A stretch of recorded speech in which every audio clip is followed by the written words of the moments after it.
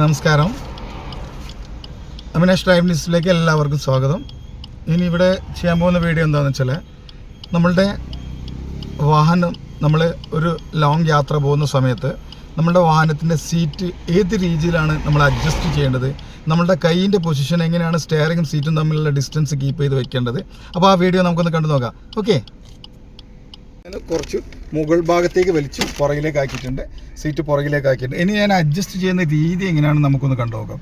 കാരണം എന്ന് വെച്ചാൽ നമ്മൾ ലോങ് യാത്ര പോകുമ്പോൾ എപ്പോഴും നമ്മൾ ഇതേപോലെ ഞാൻ കാണിച്ചു തരാം, നമ്മൾ സീറ്റിൻ്റെ കമ്പി മുകളിലേക്ക് വലിച്ച് ഇതേപോലെ അടുപ്പിച്ച് നമ്മൾ ഇടരുത്. ഇപ്പോൾ ഈ സമയത്ത് എടുത്താൽ നമ്മുടെ കൈ ഇങ്ങനെ ബെൻഡായിട്ട് നിൽക്കുകയുള്ളൂ. അപ്പോൾ കൈ എപ്പോഴും നമ്മൾ കറക്റ്റ് ഒരു ചെറിയ ബെൻഡിലേ നിൽക്കാൻ പാടുള്ളൂ.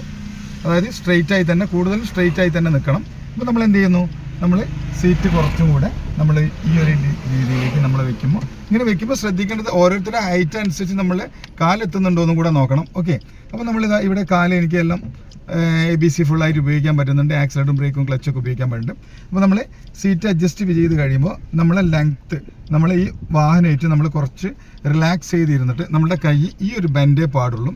സപ്പോസ് ഒരു തെറ്റുള്ള രീതിയിൽ ഞാനൊന്ന് കാണിച്ചു തരാം. ഓക്കെ, ഇങ്ങനെ കൈ വരാൻ പാടില്ല, ഈ രീതിയിൽ കൈ വരാൻ പാടില്ല. കൈ ഇങ്ങനെ വന്നിരിക്കരുത്. കൈ എപ്പോഴും വെക്കുന്ന സമയത്ത് നമ്മളെപ്പോഴും പുറകിലേക്ക് ഇരുന്നിട്ട് സീറ്റ് അഡ്ജസ്റ്റ് ചെയ്ത് കഴിയുമ്പോൾ നമ്മൾ ഈ ഒരു റിലാക്സിങ് പോയിന്റിലാണ് നമ്മൾ ഇങ്ങനെ കൈ വരണം. ഇങ്ങനെ ബെൻഡ് വരാൻ പാടില്ല. ഇങ്ങനെ ഈ രീതിയിൽ നമ്മൾ സ്റ്റാരിങ് പിടിക്കരുത്. നമ്മൾ സ്റ്റാരിങ് പിടിക്കുമ്പോൾ ഈ രീതിയിൽ വെച്ചുകൊണ്ട് സീറ്റ് നമ്മൾ അഡ്ജസ്റ്റ് ചെയ്തിട്ട് വേണം നമ്മൾ യാത്ര ചെയ്യാൻ.